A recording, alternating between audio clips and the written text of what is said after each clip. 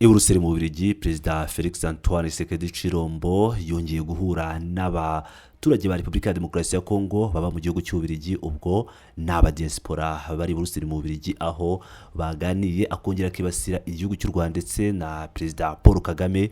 Nk'uko tugiye kubagezaho rero, tugiye kubagezaho ijambo ryose Tshisekedi yavugiye imbere yabo ba diaspora baba Kongomani baba mu gihugu cy'Ububiligi, aho yongeye kwibasira igihugu cy'u Rwanda mu buryo bweruye ndetse akagaragaza uruhande abogamiyeho. Twese cyane rero reka tubagezeho ibyo Perezida Faci Beto yavugiye i Buruseli mu Bubiligi imbere y'aba diaspora baba Kongomani. Cette agression barbare du Rwanda,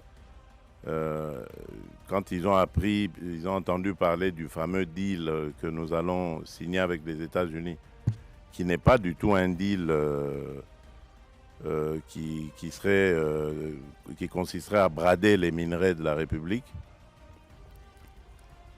Kuva igihe twabashije guhagarika igitero cy'ubugome cy'u Rwanda, ibintu byarahindutse cyane. Ubwo bumvise amakuru y'amasezerano azasinywa hagati yacu na Amerika, amasezerano atari kugurisha cyangwa gutanga umutungo w'igihugu, cyane cyane amabuye y'agaciro ya Repubulika, bahise bahaguruka bashyira imbaraga nyinshi mu byo bari basanzwe bakora nk'aho ari ubwa mbere babikoze. Icyo gihe bose bahagurukiye rimwe, amashyaka, abayobozi b'amadini, imiryango itegamiye kuri leta n'abandi bose ushobora gutekereza, bose biyemeza gukora ibishoboka byose kugira ngo babuze abanyamerika gusinya ayo masezerano natwe, kugira ngo abanyekongo bakomeze kubaho mu gahinda n'umubabaro. Ibyo byose ndi kubibabwira kugira ngo mumenye uko dufite abanzi benshi mu byo dukora, ariko ibyo ntibidutera ubwoba. Twe twatangiye urugamba kera cyane mbere yabo bose. Igihe bo bari bakinywera amata, tw'icyo gihe twari mu rugamba, kandi tuzi neza icyo bisobanura guhangana n'abiyita ibihangange cyangwa bibwira ko bafite imbaraga n'ububasha. Twarabamenyereye kandi ibyo ntibizaduca intege. Icyo nababwira kijyanye n'ibyabaye ejo hashize nuko nk'uko mwabibonye namwe, nta mabanga ahari. Nabikoze mu buryo bweruye, natambutse intambwe njya gusanga uhagarariye intambara, ni ukuvuga ngo uhagarariye imbaraga zigaba ibitero kuri Repubulika Iharanira Demokarasi ya Kongo, kugira ngo isi yose ibibone, ibe umuhamya w'ibiri kubera mu karere.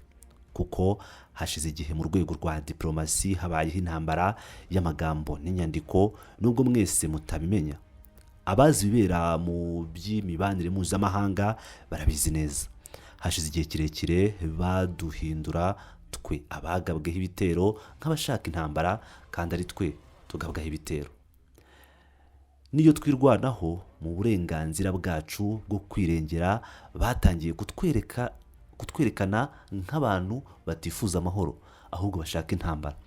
Niyo mpamvu nashatse kwereka isi yose ko ibyo atari ukuri, ko twe turi abambere bashaka amahoro. Kandi kubera ko twe dushaka amahoro, nanjye nari mfite intoki nshaka kuvuga ntiyemeye.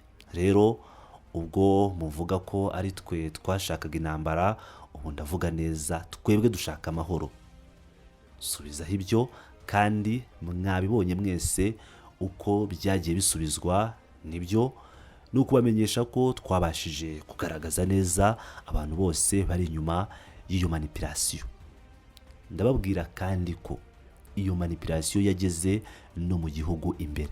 Abo bose bavuga ngo hagomba kuba ibiganiro cyangwa bakagaragaza ibintu ko babibona, bakavuga bati oya, ntidushaka ubwo bwoko bw'ibiganiro.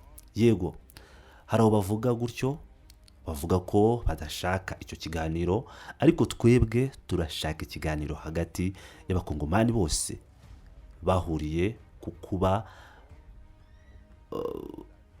baterwa n'icyo gihugu. Icyo nsaba abo bose bavuga ko bashaka ibiganiro, nuko mbere na mbere bemera kandi bakamagana ubwo bugizi bwa nabi, ibyo bitero kumwita izina ntangarugero no kumuhakana byeruye. Niba babikoze bazaba ari abarwanira igihugu, bazaba ari abantu bakunda igihugu, abapatriyote bashobora kudushyigikira. Ariko ntidushobora kugirana ibiganiro n'intumwa z'abagaba ibitero, kuko iyo izo ntumwa zicaye ku meza y'ibiganiro zivuga gusa inyungu z'abagaba ibitero, ntizivuga ku nyungu z'abakongomani. Nta kintu gihari kibereye abakongomani, byose bigomba gusa kugaragaza uko abagaba ibitero bazabona inyungu zabo.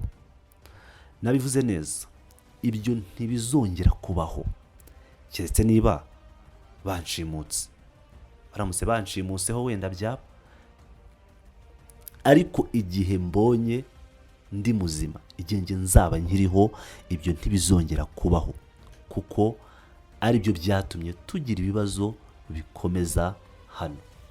Izo mpapuro zose bita iz'ibiganiro zisoza zibyara guhuza amatsinda, kuvanga abantu mu nzego, union nationale n'ibindi nk'ibyo. Nibyo byazanye ibibazo dufite ubu. Niyo mpamvu navuze ni nta na rimwe bizasubira. Ndagira ngo tuganire ku bibazo by'igihugu, kuko nk'uko bimeze mu bindi bihugu natwe dufite ibibazo. Dushobora kubiganiraho, ariko ntibivuze ko ibyo bigomba kurangira bivanze abantu mu nzego zacu, bikabazana bikabashyira mu nzego zacu. Ntituzemera gushyira mu nzego abantu biba hafi cyangwa abandi bafite inyungu zibangamiye igihugu cyangwa bafite ubwenegihugu budasobanutse n'ibindi nk'ibyo ngibyo. Bityo rero turashaka amahoro, birumvikana neza. Twebwe twabivuze bwa mbere kuva iyo agresiyo yo muri 2022 itangira, kuva batangira kutugaho ibitero. Turashaka amahoro kuko iyi ntambara idutwara byinshi, idutwara umutungo, yica abantu kandi ikora byinshi bibi, kuko tugomba gushora imbaraga nyinshi mu kongera ubushobozi bw'ingabo n'umutekano. Kandi niba koko twabasha kwirinda iyo ntambara, tukabasha gukoresha icyo gihe gito cy'ubushobozi dufite mu guteza imbere imibereho y'abaturage, kubaka ibikorwa remezo, guteza imbere ubuhinzi n'ibindi byose bifitiye abaturage akamaro, nanjye ndabyemera rwose n'amaboko yombi. Niyo mpamvu mvuga ni amahoro ndayashaka koko, ndayifuriza igihugu cyanjye n'umutima wose, ariko si amahoro y'ibinyoma, si amahoro yagura igihugu cyacu cyangwa adusubiza inyuma mu makosa yahashize, adutera ibindi bibazo bishya n'inzirakarengane nshya. Ibyo nibyo nashakaga kubabwira. Mukomeze mwiturize, mureke abantu bavuge, abanzi, abavuga nabi n'abatabizi, abatazi ibyo bavuga, mureke bavuge. Twebwe tuzi icyo dukora, kandi ndabizeza ko nta na rimwe nzagambanira igihugu cyanjye cyangwa abaturage bacyo. Na cyane icyo mukwiye kumenya nuko gushaka amahoro atari intege nke, oya rwose. Ntimugire impungenge, ndi kure cyane yo kuba umuntu w'intege nke, umuntu udafite intege. Kandi ndizera ko nabigaragaje inshuro nyinshi. Iyo uyu munsi tuvuga ibihano, ibiganiro, imirongo ya diplomasi, yaba iya Afurika, y'Abanyamerika cyangwa y'Abanyakatari, ndizera ko nanjye nagize uruhare muri ibi byose, niyo byaba ari mu rugero rwo hasi. Kubw'ibyo rero si intege nke, ahubwo ni ubutwari n'ubuhanga bwo kumenya gukora amahoro y'abagabo n'abaharanira ukuri. Narabivuze, negereje igisubizo. Nzi neza ko byabatunguye, ariko sinitaye ku byo bavuga ubu. Nzi ko bazatekereza hanyuma bakazana igisubizo, nicyo negereje. Murakoze. Ce n'est pas du tout une faiblesse, au contraire, c'est une noblesse de savoir faire la paix des braves. Je l'ai proposé, j'attends la réponse. Je sais que ça a troublé, je ne tiens pas compte de ce qui est sorti. Je sais qu'ils vont réfléchir et ils vont me faire une offre, et c'est ce que j'attends. Voilà, merci. ngira ngo rero nk'uko mubyiyumviye iri ni ijambo rya Faci Beto Felix Antoine Tshisekedi Chilombo agejeje kuri diaspora y'abakongomani bari mu Bubiligi aho baganiye uruseri mu Bubiligi n'inyuma y'ijambo rikomeye cyane ryagarutsweho ku rwego mpuzamahanga muri Global Gateway Forum 2025 aho yavuze abwira Perezida Paul Kagame imbere ye ndetse n'abandi bakuru b'ibihugu batandukanye barimo Cyril Ramaphosa wa Afurika y'Epfo, barimo Perezida wa Angola João Lourenço ndetse n'abandi baperezida batandukanye bari bitabiriye iyo nama. Nk'ibisanzwe rero ni Pilot News TV, mukomeze mane nanjye ndabakunda cyane. Blessed up.